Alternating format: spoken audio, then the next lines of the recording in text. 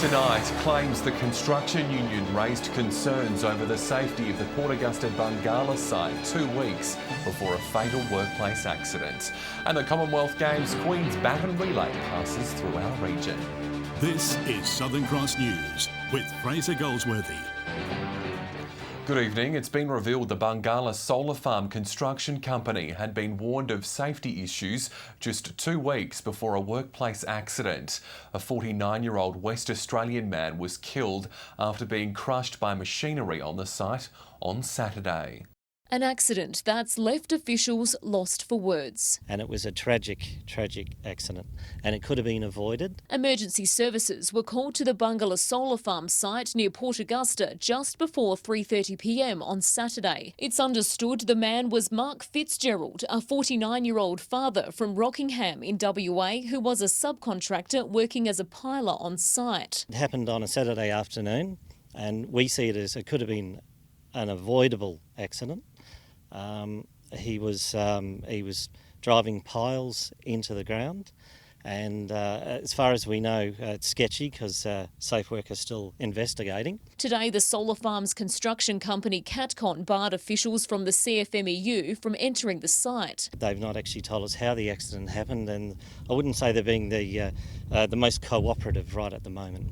Southern Cross News understands the union had been in contact with Catcon 2 weeks before the accident, with concerns about poor communication on the 585-hectare development and no safety reps on site. The company Catcon could not be reached for comment. The union is calling for workers to stand up for their safety. Just say, no, I don't want to do it. And call the union or call management. Just refuse to do it. You might save your life and maybe somebody's life as well. Safe Work SA told Southern Cross News an investigation is continuing. Amelia Simpson, Southern Cross News. A Risdon Park woman has been charged with drug trafficking after she was allegedly found in possession of ice. The 34-year-old woman was drug tested during a routine traffic stop on Saturday morning.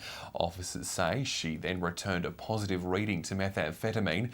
It's alleged a car search uncovered a plastic tub containing nearly 30 grams of the substance, as well as a small reusable bag containing a small amount of the drug. She'll face court in April. An 18-year-old woman will face court accused of breaking into a Port Augusta unit and stealing furniture. Police were called to the Forster Street home at midday on Friday, where they later identified and arrested the suspect. She was bailed to appear in court next month on charges of serious criminal trespass and carrying an offensive weapon.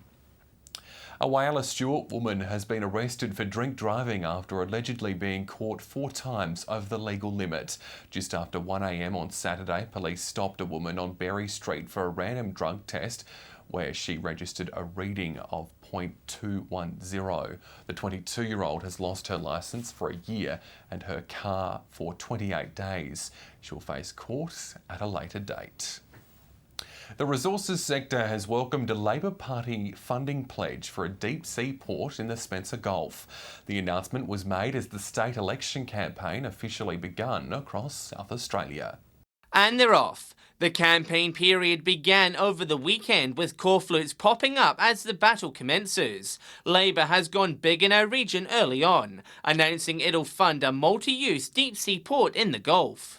It is a great way to incentivise more activity, more exports, and most importantly, what we want to incentivise is more iron ore mining. The region already has a number of ports, but none with the capability to service Cape-size vessels. Exporters are forced to invest in barges or work with smaller ships. Eddie Hughes says it'll open up new opportunities in the mining and agricultural industries. Our foundation is iron and steel, but this will help diversify and create a lot of additional jobs. The state Liberals are backing the concept but question whether Labor will deliver after years of promises. About the third announcement for a deep-sea port was back in 2011.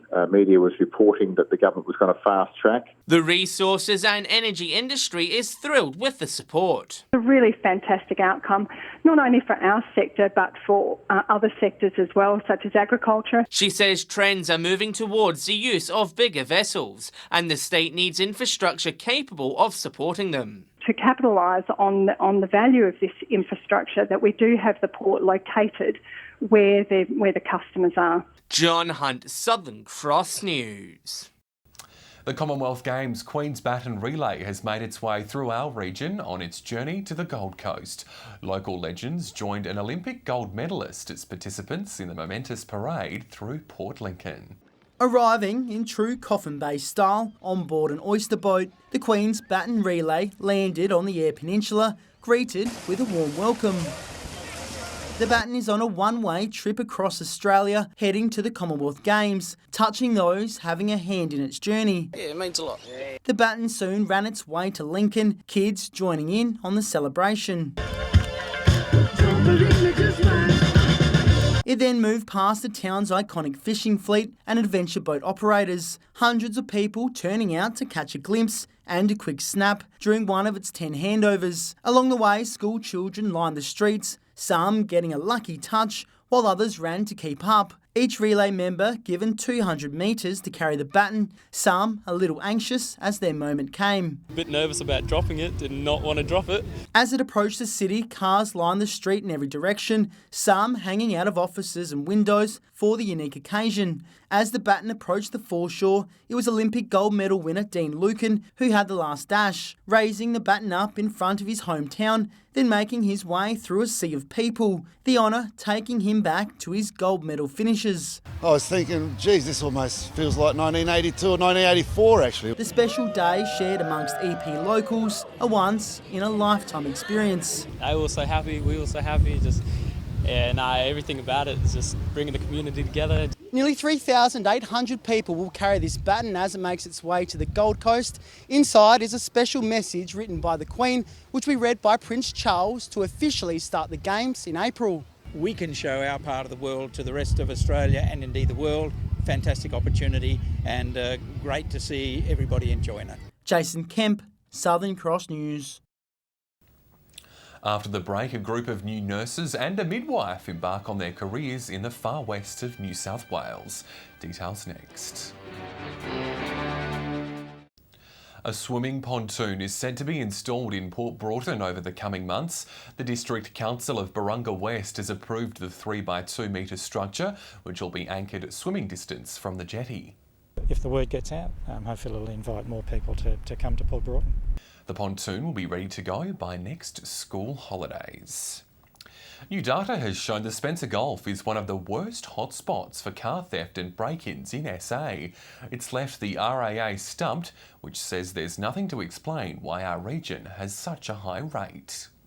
Anyone who's had their car broken into knows all too well the hassle it can cause, and it's happening far too often, with an RAA survey revealing up to 30 cars a day are being targeted, with hotspots popping up across the state. Quite interesting how there are some definite hotspots for car theft and damage as well to cars. 3 towns in the Spencer Gulf are among the top 5 for reoccurring car offences, while Port Augusta and Port Lincoln came in at 2nd, 3rd and 4th respectively, just behind Murray Bridge. Analysts say the research shows no particular trends behind the data. We thought maybe there were some very attractive suburbs for car theft with nice cars, but there's actually nothing in particular that's coming through. She says cities may be falling victim to travelling criminals moving around the state. But perhaps go and stay in these regional areas for a short period of time and are opportunistic criminals. On top of locking your car, there are a number of ways you can reduce your risk of being a victim. If you must park on the road, try and get it in a well-lit area.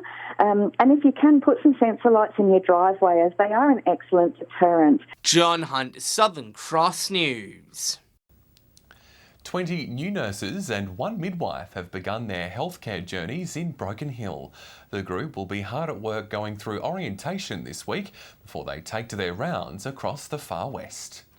Hitting the books before hitting the wards. Hopefully, when they finish their 12 months, they choose to stay with us. The 20 nurses and 1 midwife embarked on day 1 of their careers today, learning plenty along the way. 6 of the healthcare professionals are Broken Hill locals, the others keen for challenges in the outback. It's a very different and being away from family, but I'm super excited for what opportunities I'll have out here. This is where you get the hands-on experience. This is where we find out firsthand what it's like. The Far West Health District received 40 applications from job seekers, and local nurse Alexis Lenton says it's not hard to see why. We can do things what the metropolitan nurses can't do, and we're going to learn so much more and such a wider scope. The 2018 graduates will experience clinical practice in a raft of areas, including surgical wards, community nursing, intensive care and operating theatres. So I've got 3 4-month rotations. So I've got 4 months in surgical, 4 months down at Balranald, and then finishing back here in medical. And once the year is over, the district hopes the region has grown on them. So we'll be working on retaining them throughout the next 12 months, about how, if we support them and look after them and they look after each other, hopefully they'll stay with us. Patrick Reinke, Southern Cross News. Still to come tonight, all the sport, plus a funding boost for the Port Pirie Bowling Club. That's next.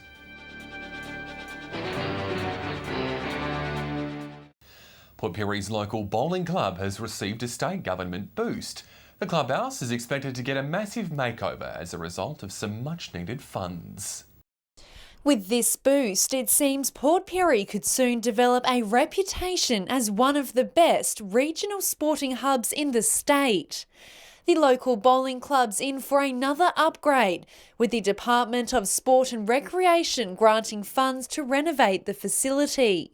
It's been a great pleasure today to announce that $60,000. And provide facilities that people expect when they come and use the club. With over 100 club members, the money will go towards building new facilities and upgrading the clubhouse. The establishment of the facilitation of disabled toilets or access for the disabled people here. Also our roof on the clubhouse, which is quite a significant area, was rusting and we were having problems with leakage of when it rained heavily. The upgrade's set to make the club one of the best bowling facilities in the Mid-North, with officials expecting people to travel from near and far to compete on the new greens. This club here have great tournaments. The country championships are here and tournaments and that. They get teams from all over South Australia. The renovations are expected to be complete by October this year. Basically what we will have done will be ready for next season. Rachel Nell, Southern Cross News. To local sport now, and Broken Hill Cricket was back at it on the weekend after Heat cancelled play last week. Patrick Reinke joins us now, and North did just enough to get past Central on Saturday, Pat. That's right, Fraser. Central and North squared off in what many consider to be a grand final preview at Alma Oval. Conditions were perfect for cricket, with North's bowling attack doing damage. The Magpies came to the crease first, but their top order struggled to stay long. The Bulldogs made it quite hard for the league leaders to keep the scoreboard ticking over. Central was swinging big but couldn't find the boundaries, with wickets continuing to fall. John Corrett was sent back to the sheds when he was caught by Shane Dalby, and Pettit didn't last long after being bowled by Vella. And Smith was caught outside his crease with a cracking stumping from Tobias Hack. Jared Paul was the only one to look at home on the Alma wicket, top scoring for the Magpies with 33. Central set a total of 111, but it could have been less if a few things went right for North in the field.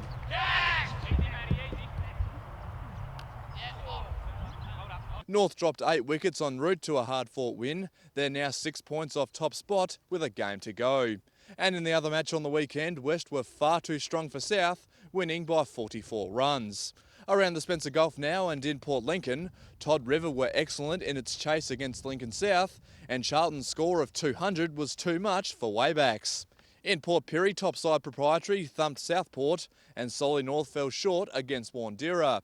To Port Augusta, and Central Sterling's skills with the Cherry were enough to beat South Augusta by 60 runs, and over in the Steel City, Central Whyalla closed out a good win over South. And a quick wrap-up of the northern areas, Bundaleer and Burra couldn't do enough in their games, while Boolaroo was on song and Orroroo was not. So Fraser, that does it for local cricket for another week, and you can just start to feel finals creeping up on us.